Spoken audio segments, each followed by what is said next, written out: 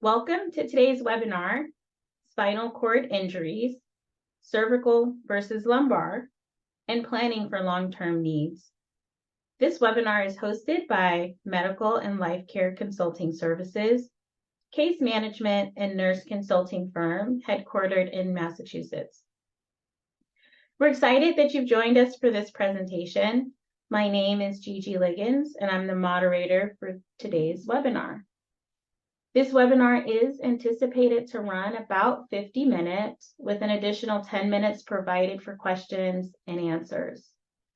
Participant audio will be on mute throughout the webinar, and we ask that questions are submitted using the question and answer feature within the Zoom webinar dashboard.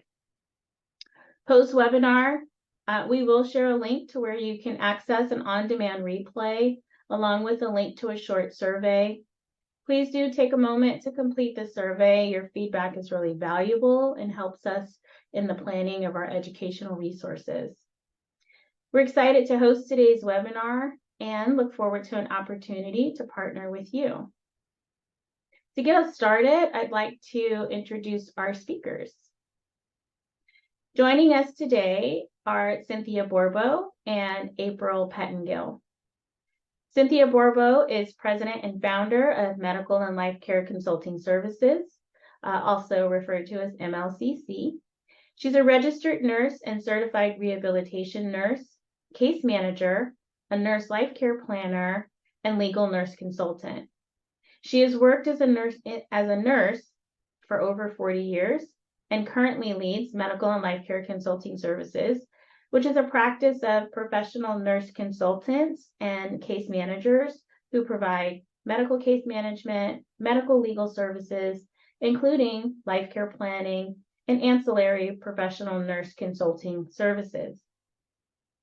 As a nurse life care planner, Cynthia Borbo has completed hundreds of life care plans, life care plan critiques, life care plan projections, and medical cost projections for both plaintiff and defense, for insurance companies, and for patients throughout the United States and internationally. Cynthia founded Medical and Life Care Consulting Services in 2001 and is presently a member of the American Association of Nurse Life Care Planners and is a board member on the CNLCP Certification Board. She is also an active member of the Association of Rehabilitation Nurses and the Case Management Society of America. On our right, we see April Pettengill. April has over 34 years of experience as a registered nurse.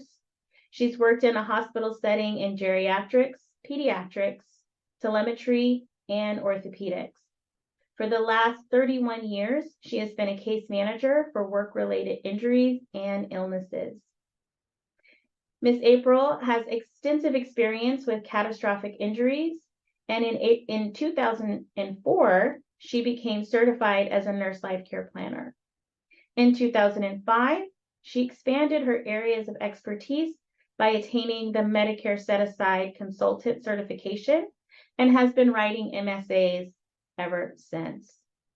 April is also a member of the American Association of Nurse Life Care Planners, and since 2004, has actively worked on conference committees and most recently as the secretary of the CNLCP Certification Board from 2007 to 2018. At this time, I'll pass it to April Pettengill, who is going to kick us off. Thank you, Gigi, and thank you to all the attendees today. I appreciate you taking time out of your busy holiday schedule to join us. So on the screen, you're going to see some objectives of what we're going to try to get you through today. I want to tell you that this is the 10,000-foot view. This is a very complicated and difficult thing to do in just an hour. So we're going to really try to hustle you through this and get you some at least some basic information about the subject. So I want to start with some spinal cord injury statistics. So the National Spinal Cord Injury Statistical Center is located at the University of Alabama in Birmingham, and it is a collective of 16 centers throughout the United States that specialize in spinal cord injuries. They collect statistics and they use this information to improve outcomes and care for people with spinal cord injuries. And these are the most recent statistics that came out for the year 2022. And as you can see, going through this, 47% of spinal cord injuries occur in people aged 16 through 30. And of those, 79% are male. 37% occur from motor vehicle accidents and 31% from falls. So you can see that males, specifically young males, make up the majority of the people who sustained spinal cord injuries. So what is the consequence of a spinal cord injury?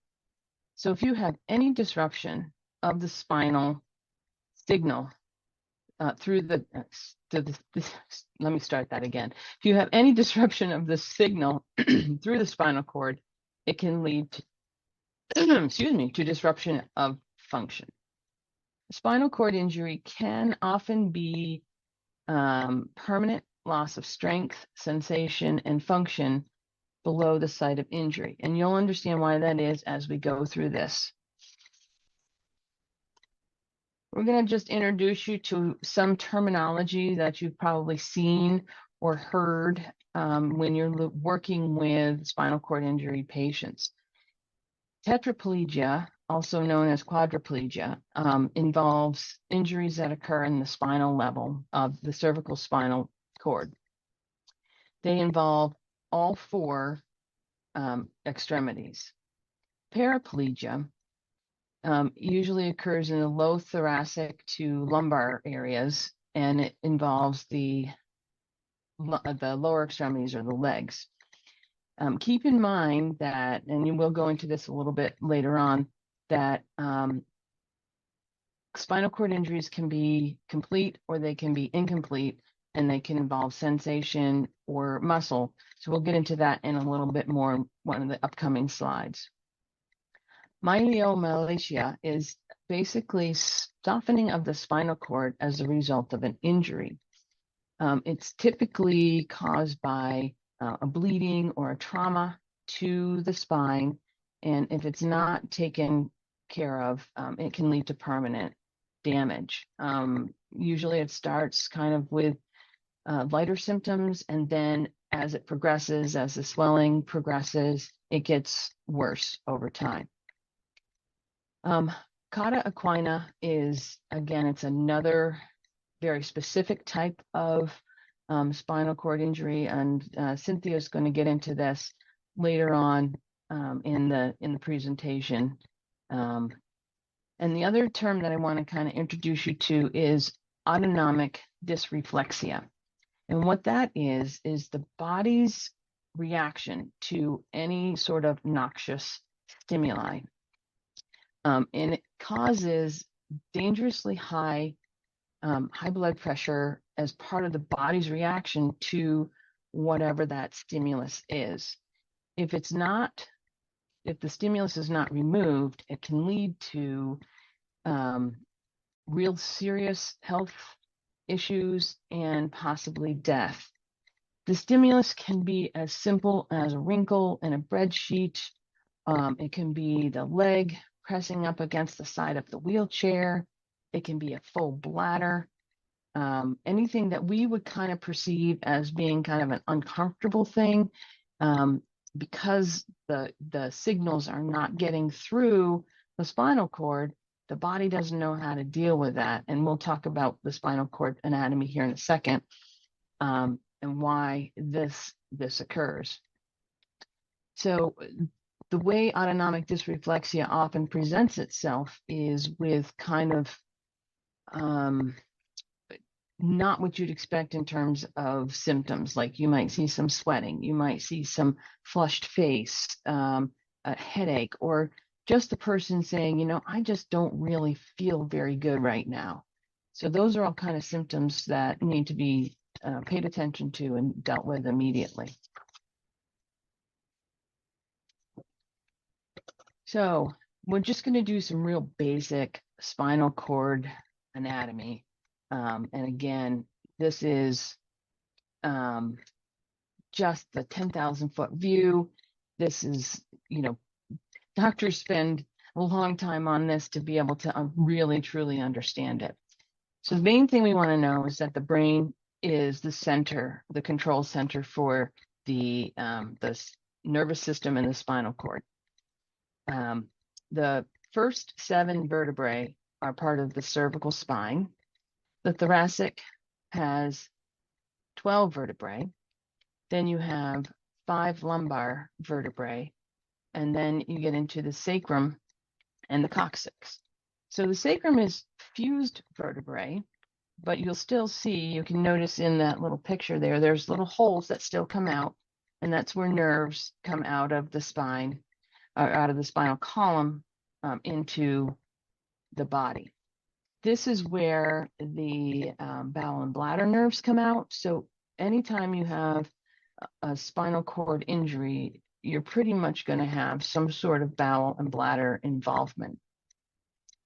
You'll notice on the bony structure over to the right there, you have the spinal cord goes through the middle of those little winged areas, which are called the spinal process. And then you have discs, and you'll see where the nerves come out. I wish they had put the nerves in a little different color so we could see them a little better, but they're coming out in between. So when you have a spinal cord injury, you can see how an accident involving motion of that spine in an abrupt and dramatic way can lead to the spinal cord being injured or the spinal nerves being injured. So I want to talk a little bit next about the different types of nerves that we have in the body.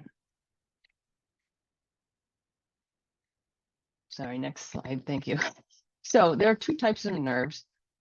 This slide shows us what we call the autonomic nerves. And there are 2 types of those. There's the parasympathetic and the sympathetic. The parasympathetic keeps everything in control and working on an automatic basis. These are functions of the body that we don't think about, but are controlled through the brain and through all of these nerves. I'm not going to read you to them. You can see them there on the screen. The sympathetic nervous system reacts to that stimuli of some sort, and it causes these automated functions to react to whatever that is. You might have heard of the fight or flight reaction, and that's where this occurs. This is when your normally functioning heart rate becomes more because your body has to decide, do I run away or do I fight this? Your blood pressure goes up because your body wants that energy. So when it can't figure out what to do, it becomes a potentially life-threatening situation, which is the autonomic dysreflexia. The other type of nerve that we have, the next slide, is a somatic nerve. And these are the ones that that control the voluntary motions of the body. These go to the muscle fibers. They allow for reaction to a stimuli. And this is where the reflex arc comes in. And I'll show you that in the next slide where we'll talk about what that really looks like. This helps us to process the touch and the sound and the taste and the smell. And it allows us to move and provide feedback to the brain about proprioception, or where we are in space, and movement. think about when you have an arm that falls asleep because maybe you had it tucked underneath of you. And you know how it feels like, I can feel it there, but I can't move it. That's a somatic nerve that's had some pressure, and it will eventually come back. A spinal cord injured patient does not have that return of function. So think about them always being in that kind of state of, I can feel it, but I can't move it. So the somatic system reflex arc is, if you notice the finger kind of over the flame there, that's your detection of something that you need to react to. It's the heat. The nerve goes up the nerve fiber and into the dorsal column of the spinal cord. At that point, the body decides, oh, this is something I need to get away from. So it sends a signal down to your muscle to make it contract so that your body will move away from that stimuli. Think about if you can, let me rephrase that. You can do some control of this. So if you think about, you want to keep your finger over that heat for a little bit, you can. Your body may be telling you, I got to move, but you can still control it being there. When a medical provider hits you in certain areas and, your foot jumps or your elbow jumps, they're testing your reflexes to see if this arc is working. So the next slide, we're going to talk a little bit about how spinal cord injuries are classified. And this can get a little bit complicated because you have to look at both the sensory and the motor portion of the spinal cord and the nerves to determine what level it is. So the American Spinal Injury Association was founded in 1973.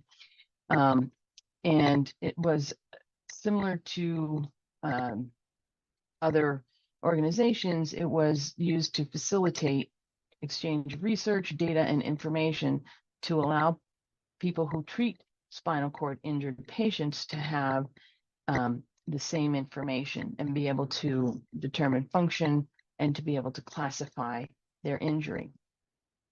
So there are different levels. ASA A is a complete blocking of all signals through the spinal cord.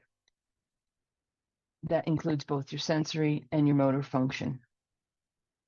ASA B is called sensory incomplete. That's where the sensory is preserved, but the muscle is not.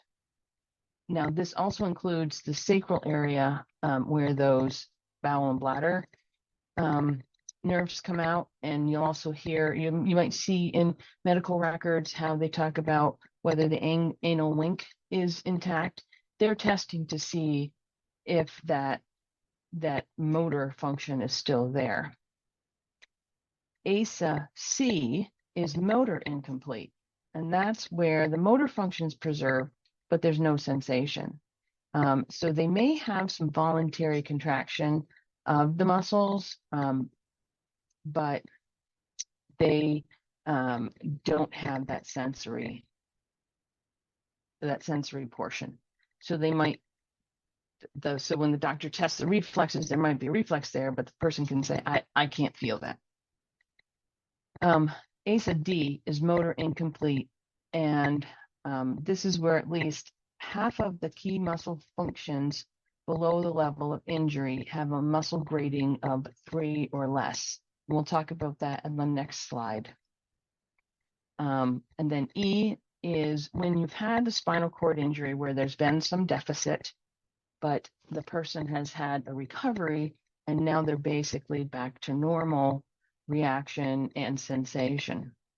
So while this is not specific, doesn't necessarily affect their function going forward, but it does tell the providers that there's a history of a spinal cord injury. How is the ASIL level determined? Sensory is determined by 28 specific dermatones graded on a 0 to 2. 0 is absent, 1 is there's some touch sensation, 2 is normal.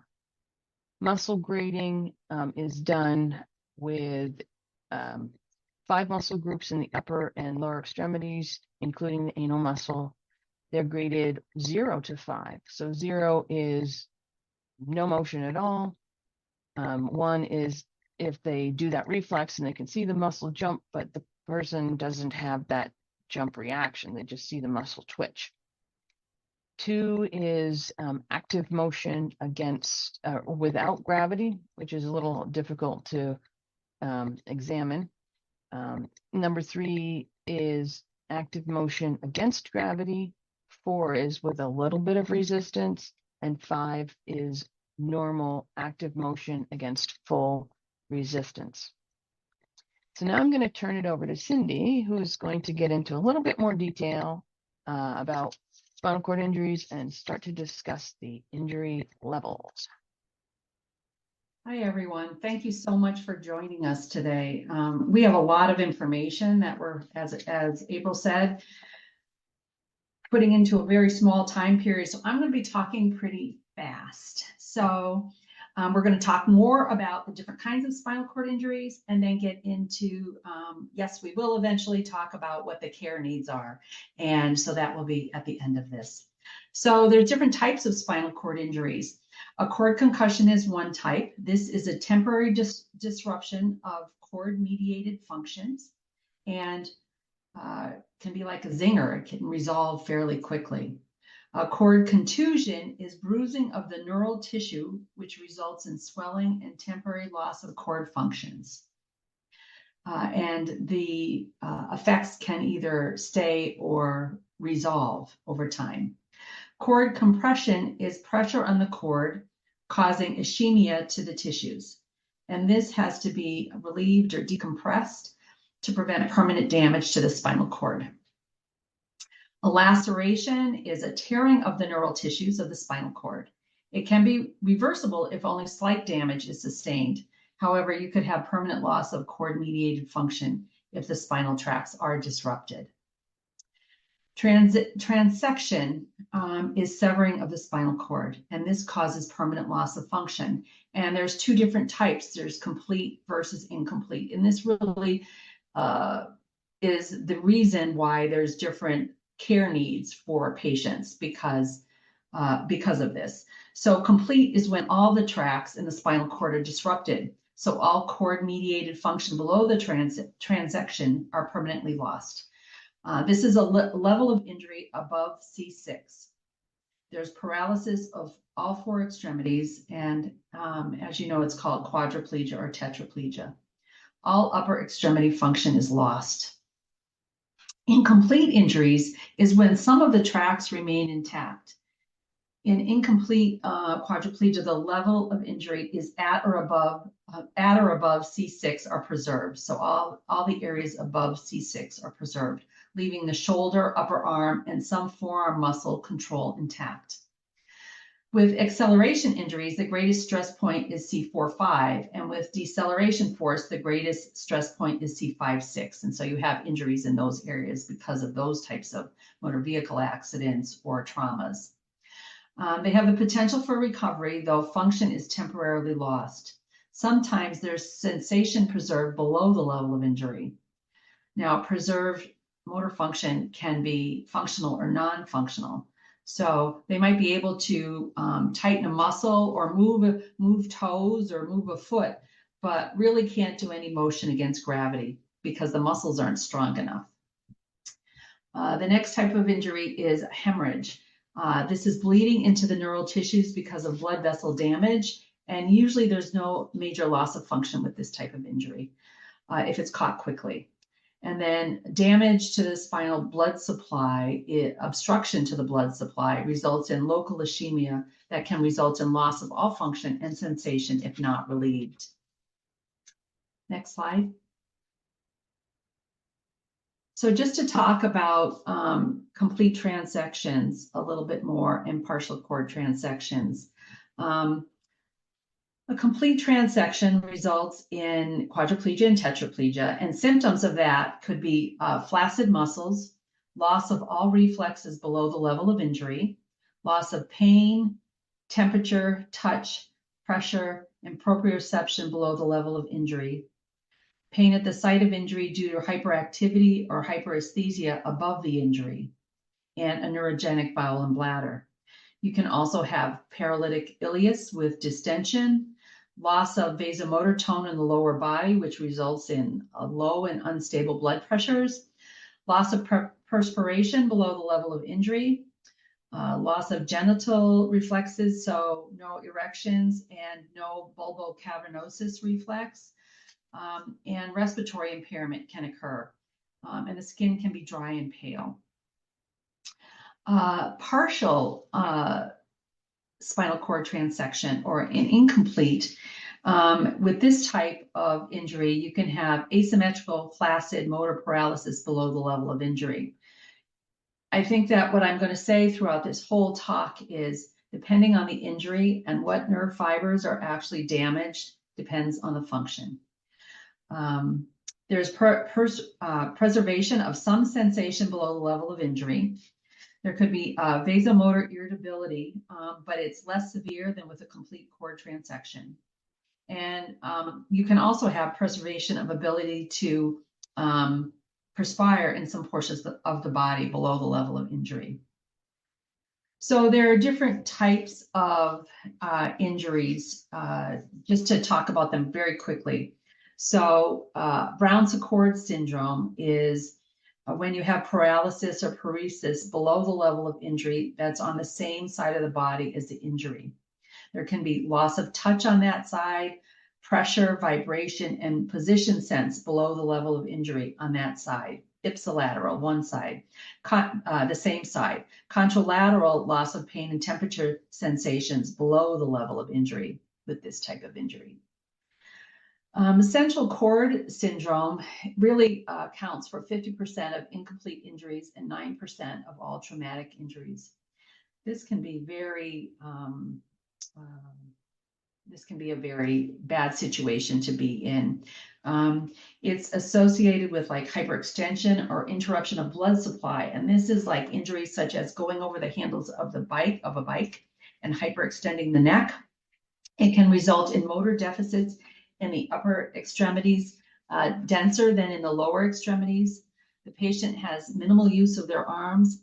Their trunk control can be weak, but they can walk if they can keep their balance, as the motor function of their legs is intact. And there's varying degrees of bladder dysfunction. So initially it seems like, oh, I can do so many things and this is great, but the coordination of all these body parts and all these muscles takes a lot of effort. And I've had patients with this type of injury that it's very trying and stressful. And oftentimes they end up in wheelchairs because it's so much work just trying to stand up straight and walk without the use of their arms and having weaker trunks. Anterior cord syndrome is 2.7% of all traumatic injuries, and it's caused by compromise of the anterior spinal artery or occlusion or a pressure effect of a bone fragment or a disc herniation. And it results in loss of motor function below the level of injury, loss of pain and temperature sensation below the level of injury, touch, pressure, position, and vibration senses are intact. Horner syndrome is injury to the preganglionic sympathetic trunk or postganglionic sympathetic neurons of the superior cervical ganglion. So in this type of injury, the pupil on the side of the injury is smaller than the contralateral pupil. There is a sunken eyeball on that side with ptosis of the affected eyeball. There's lack of perspiration on that side of the face. Posterior cord syndrome is very rare, and this affects only the posterior column of the spinal cord and presents with loss of position sense and vibration sense. And caudate quina syndrome, we kind of talked about a little bit already, but it's damage to the lumbosacral nerve roots of the caudate quina, and it can cause a flaccid bladder and bowel and lower limbs. Next slide. So evaluation and treatment. We're not going to be going into acute hospital and acute rehabilitation periods of recovery, but instead are going to be focusing on what happens when the patients need care in the home or the facility or facility management. But acute care is, obviously emergency x-rays, MRIs, CAT scans, myelograms, and a physical exam, immobilization of the spine to prevent further injury, oftentimes decompression and surgical fixation to prevent further trauma or instability. Corticosteroids are given at the time of injury to decrease secondary cord injury, and then stabilization of all body systems because of the trauma that's happened to the body. Now we're going to get on the specific levels and what you can expect. And I really shoved a lot of information onto each of these slides so that you can take this away and use this.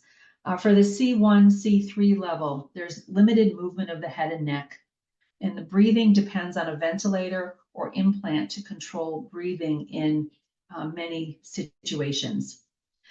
Talking is sometimes difficult and very limited or impossible. So assistive devices such as mouth stick for typing on a computer, or like a Dynavox for eye gaze technology, can allow someone who cannot speak to answer by using their eyes to trigger a response from an assistive device. I've had patients in all these situations before. Assistive technology can be used to turn pages, use a telephone, operate lights and appliances. So Siri or Alexa can be programmed to help with doing all of that. Electric wheelchairs can be operated by using head control, a mouth stick, or chin control. A power tilt or standing wheelchair can be used for independent pressure relief.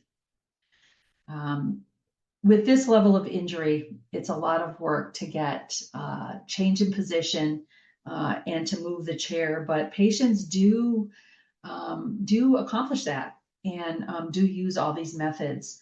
And it brings them some relief and some control over their lives. So total care is needed, but with the ability to communicate, the patient can direct caregivers in their daily activities, bathing, dressing, personal hygiene, transferring, and bowel and bladder management. Next is C4 level.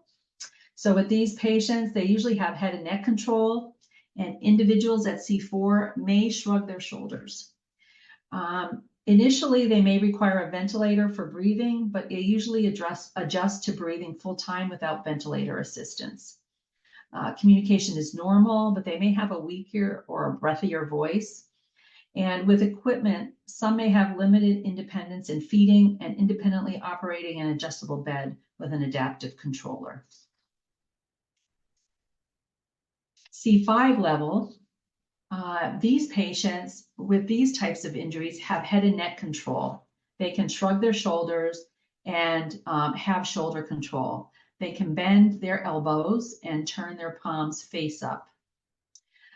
They are usually independent with eating, drinking, face washing, brushing of teeth, face shaving, and hair care with setup. I'm not saying that it's easy for them to do, but these are things that they can accomplish. And actually the more motion that they do in everyday activity is important because it just helps keep everything moving and prevent contractures and further deterioration of their status. They can do self-assist coughs and pressure reliefs by leaning forward or side to side. They may have the strength to push a manual wheelchair for short distances over smooth surfaces, but a power chair with hand controls is used for daily activities. And driving may be possible once a driving evaluation is completed. C6 level patients have movement in the head, neck, shoulders, arms, and wrists. They can shrug their shoulders, turn their palms up and down, and extend their wrists. With specialized equipment, the patient can self-feed and perform bathing, grooming, personal hygiene, and dressing. They may independently perform light housekeeping duties. They're independent with pressure relief and skin checks and turning in bed. Some patients can do independent transfers, but often require a sliding board. A manual wheelchair is used for daily activities, but power chairs are used for greater independence out in the community. C7 level. And really, with all of these patients, remember, we're talking levels here, but we don't know if they're complete or incomplete injuries at those levels. And really, with incompletes, you can see that they're able to accomplish so much more, or are focused on certain parts of their body performing better, whether that be a patient who can now stand using a walker and can transfer himself at least out of bed. It's all good. So C7 level has similar movement as an individual with C6 with added ability to straighten their elbows. They're able to perform household duties and needs fewer adaptive aids. And when we're talking household duties, we're not talking, heavy cleaning or laundry or anything like that. We're talking about being able to really get about and be independent a little bit in their own home and be able to grab things and turn things on and do small activities in their home, whether it's making a puzzle or whatever their interest in is. This level of patient is able to do wheelchair push-ups for pressure relief, and it's daily use of a manual wheelchair, and they can transfer with greater ease. And then C8 to T1, the patients have added strength and precision of their finger motion, and that results in limited or natural hand function. They can live independently without assistive devices for feeding, bathing, grooming, oral and facial hygiene, dressing, bladder management, and bowel management, and they use a manual wheelchair and can transfer independently. So once stabilization occurs in the acute setting, the patient's then transferred to an acute rehab program or a long-term acute care facility with rehabilitation services. The choice between these two settings is made in the event that ongoing medical issues are too intense or involved for acute rehab. So in other words, if they've got respiratory problems that continue, or they're not tolerating their feedings and having reflux issues, they may go into an LTAC, or they have an infection going on that they need IV antibiotics, and it would impair their ability to participate in therapy. Any of those kind of settings things can result in being in an LTAC. Once the patient stabilizes and reaches goals in that LTAC, then they're then referred to an acute setting. And once in rehab, in the acute rehab, discussion is held then regarding care needs and, with the patient and the family to see what can be accomplished at home.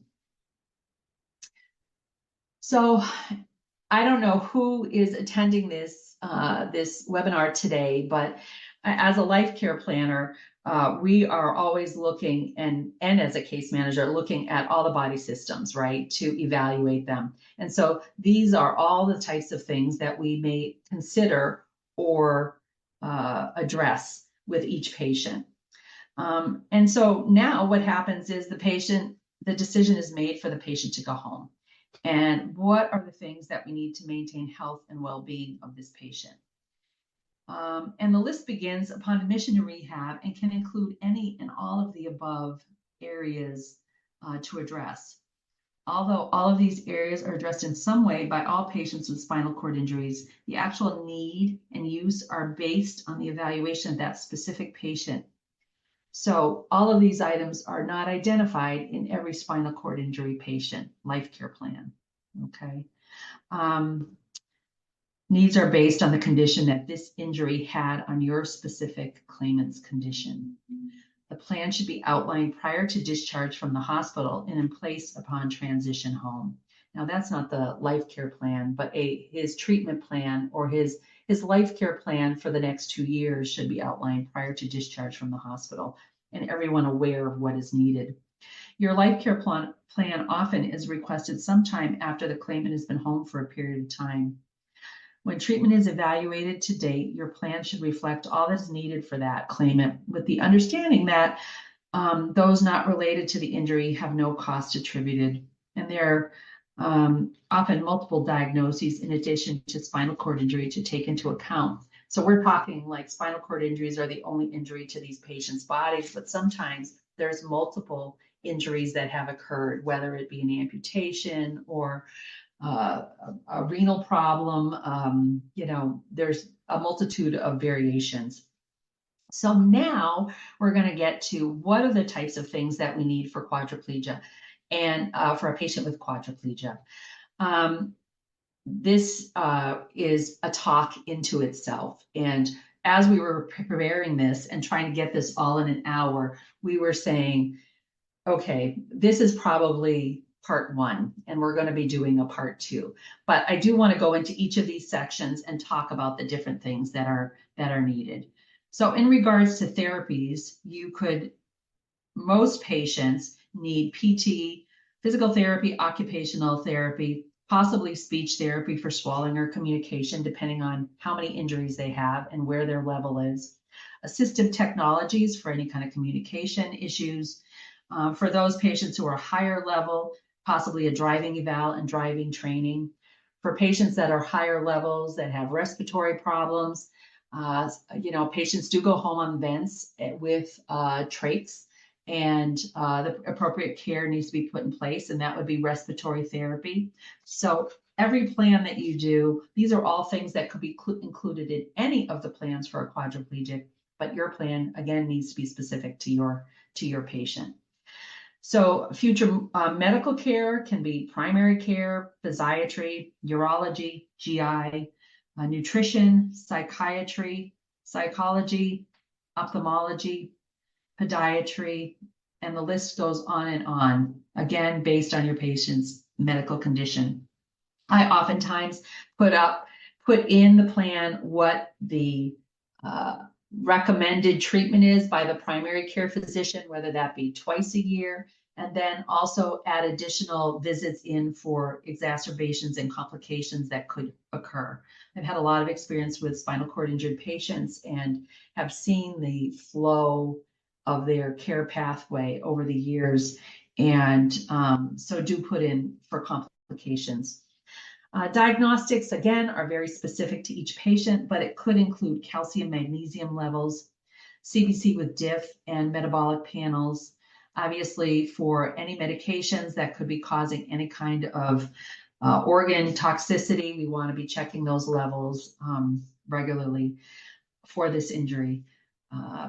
Patients with quadriplegia often have a neurogenic bowel and bladder, so you would want to get urinalysis and urine for cultural sensitivity, and that is usually based on what the patient's history is to this point. Looking at all those records and hearing from the patient the frequent urine infections that they've had, we're able to project what, if the problems that are causing this urine infection are not resolved, what potentially could happen in the future. EMGs, sleep studies, oftentimes, if you've got a higher level patient, there could be the diaphragm could be half paralyzed, impairing that person's ability to cough or to take deep breaths. Or they could be on a vent, and so you want to make sure that you're testing everything. So periodic chest x-rays may be needed. If the patient is a lower level patient and is using their upper extremities, then x-rays of those upper extremities may be needed for complications. It's not unusual to see people with different level injuries as they age start having a breakdown and problems in their shoulders. So testing could include MRIs, spine films, bone density. As far as the bladder function, once the patient is stabilized and is not having frequent urine infections any longer, it's not unusual to see bladder and kidney ultrasounds on a yearly basis. Urodynamic testing and cystoscopies every 3 years. It depends on the specific urologist that patient is treating with. Now, durable medical equipment is incredible. So when people are discharged from a rehab facility or home, you're very much setting up almost like a hospital room for this level of patients, because all this equipment has to be handy and it has to be maintained and stay handy throughout their lifetime, right? So you have to address several areas. So as far as hygiene and ADLs, you're going to need gloves, possibly a handheld shower head, a tilt in space shower chair, and actually even a Rojo cushion for the shower to prevent shearing and complications, because oftentimes patients, when they're moved, can stick to a chair and it causes tears in the skin. As far as skin integrity, patients always get a fully electric bed. Specialized mattresses can also be ordered. Now, when they're first discharged from the hospital, the first 1.5 to 2 years are probably the most critical years that these patients are adjusting to their injury, and complications happen until they get stabilized into their baseline.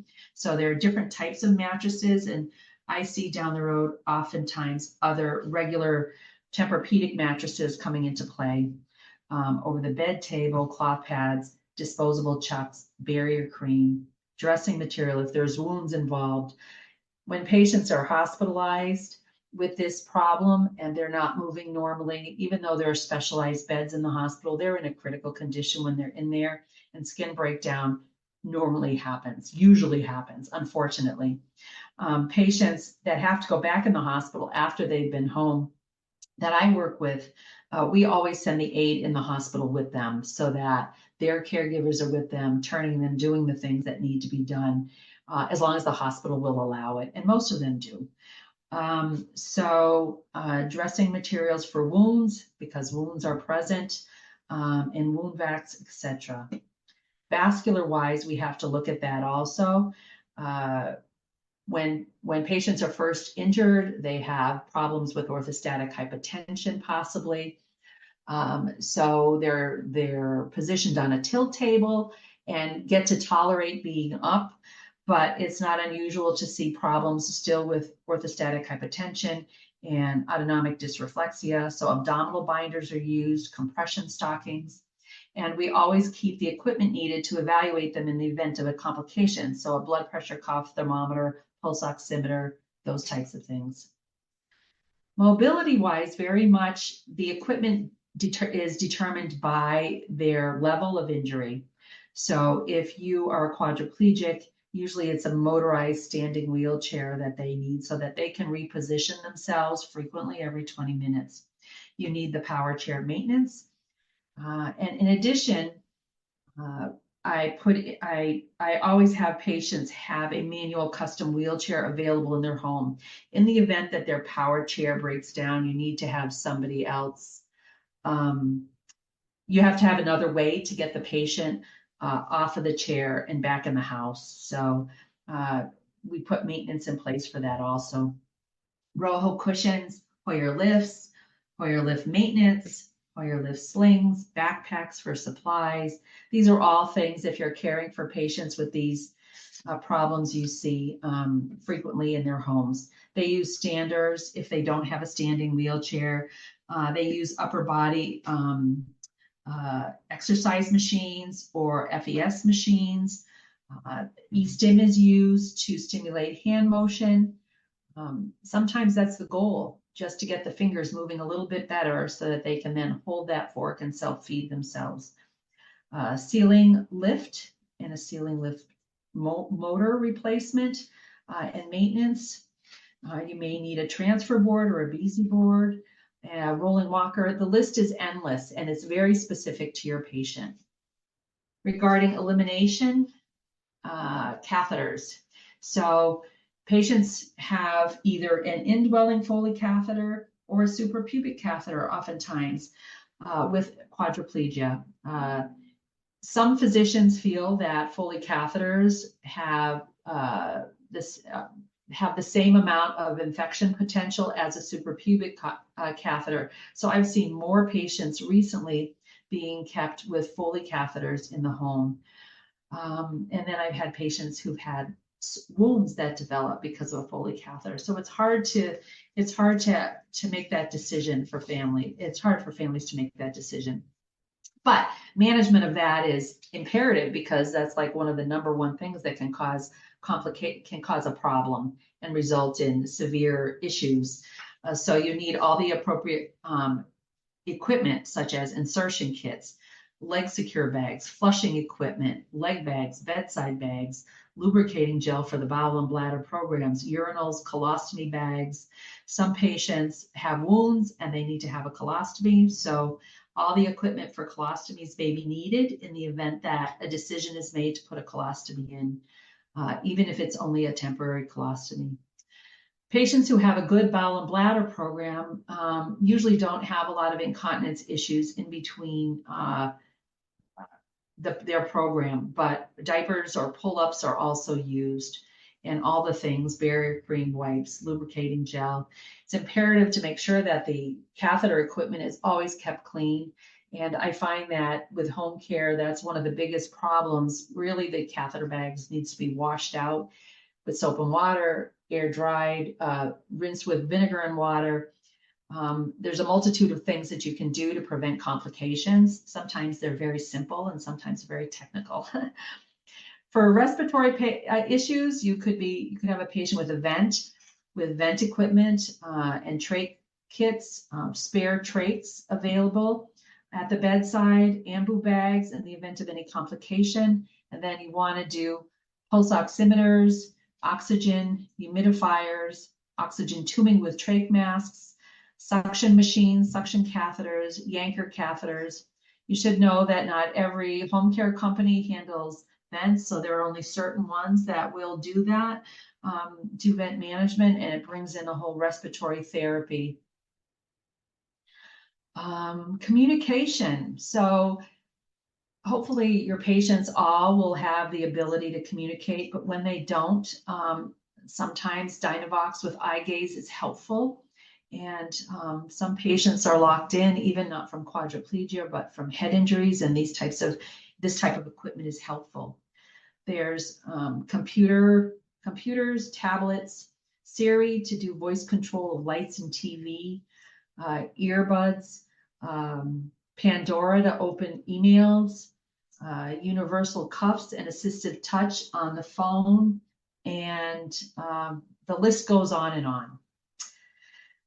I'm going as fast as I can. Hopefully I'm not throwing too much at you, but home care services are always a key issue here. Case management is necessary with patients with this level of injury, and then home care, right? So PCAs or home health aides, depending on what state you're in. These aides are there to help. So if you have a very impaired person who cannot transfer themselves, it's usually 24-hour care. You can have sleep or awake night aides. You can have live-in aides. You can do agency versus private hire. You could hire a companion for at night or an employer for any private hire. So if you do direct hiring and your families do direct hiring, then there has to be, someone has to be the employer. Otherwise, it would be a liability to the family. So there are companies out there that will be the employer and pay all the taxes, provide workers' comp and everything that's needed, and that comes at a fee. We always set up respite care, RN and LPN services for anything that's skilled, nanny services. So you may have a young mother who's developed an injury and now can't care for a child who's 1.5 years old or 2 years old and running around the house and may need a nanny during the daytime to help care for that child. And then management of the house is an issue. So a homemaker, spring and fall cleaning, yard maintenance, spring and fall cleaning, snow management, depending on where the family lives, where the patient lives. Now, if the patient cannot live at home, then there's facility care. So there's group homes, residential homes, assisted living with services, with home health aid or medication, RNs for medication oversight, or long-term care homes, right, and services. Transportation is also addressed, and that can be van conversions with hand controls, or just hand controls on a normal car. If driving is not a possibility, then you have to consider transportation to and from appointments, short-term or lifetime. And also there's public transportation available that can be explored.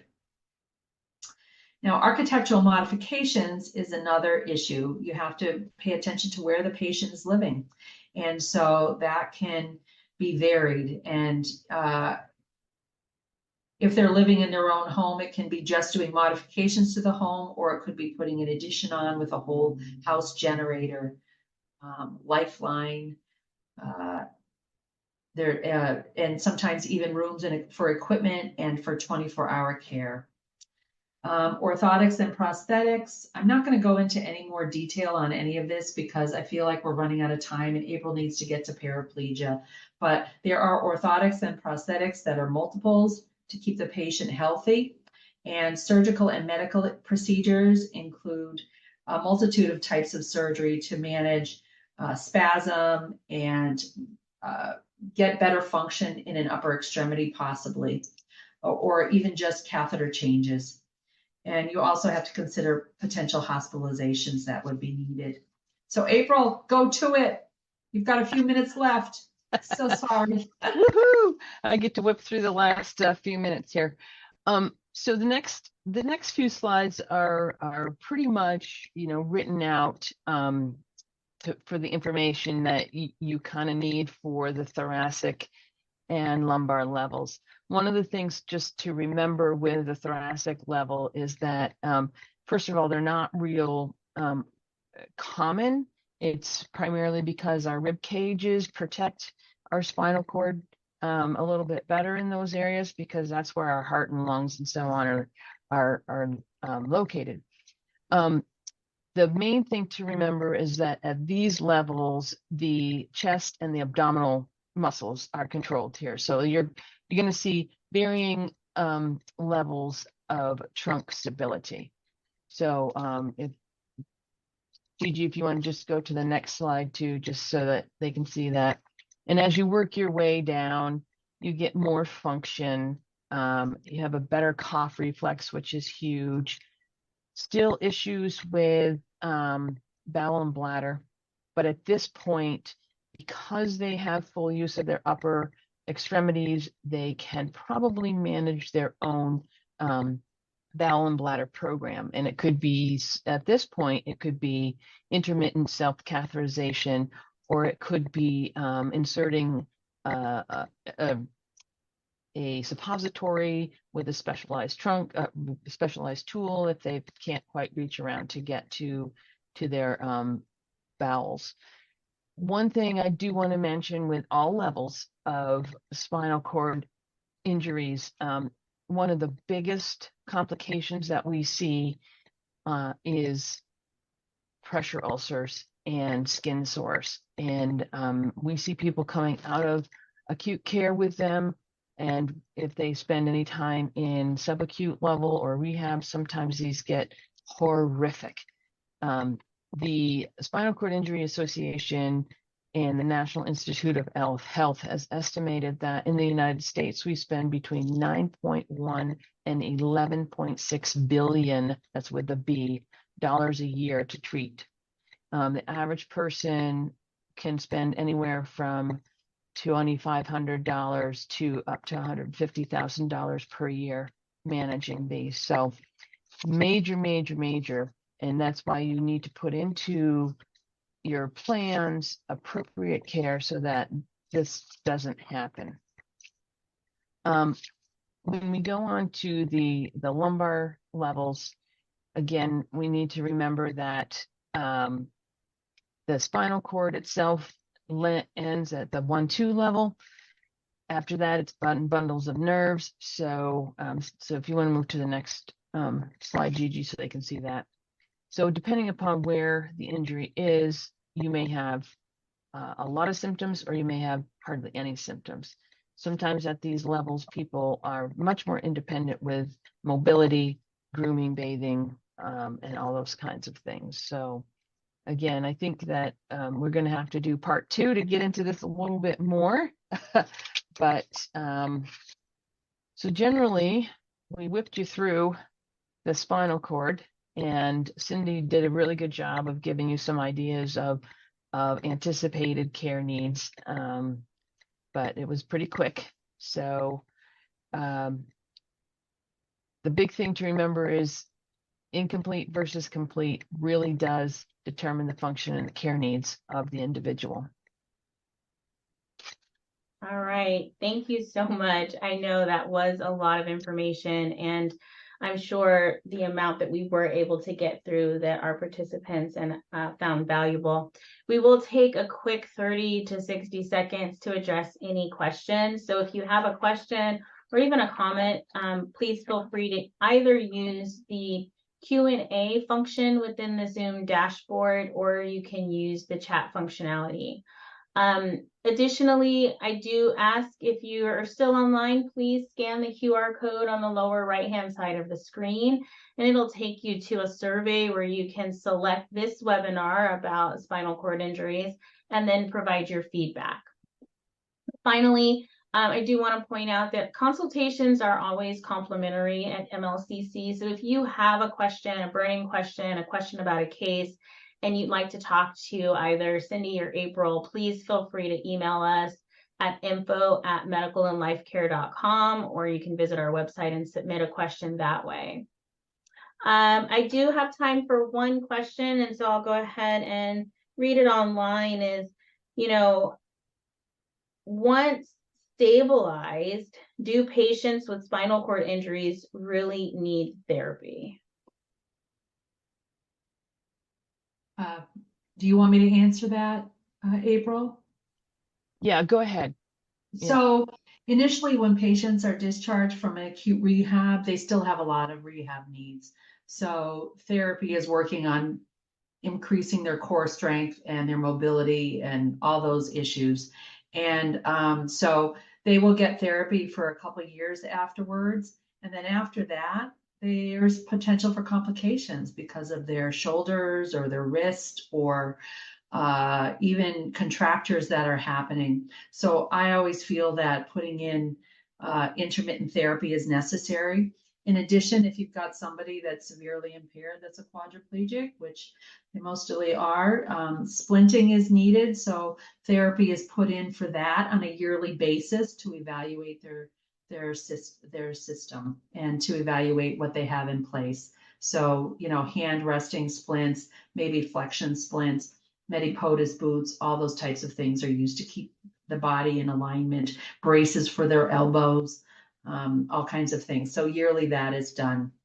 So yes, therapy does continue long-term as needed. And the aides are doing their therapy every day. So they're taught how to do stretching exercises, and they do at least an hour of that every day with the patients I work with.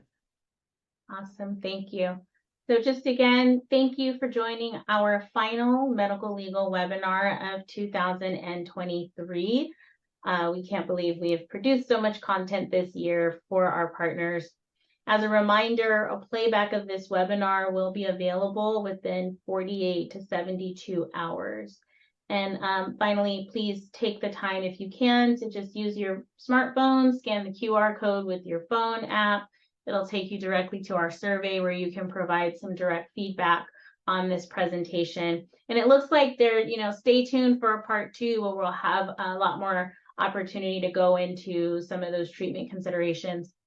All right, everyone, thank you for staying with us a few minutes over. Have a great day.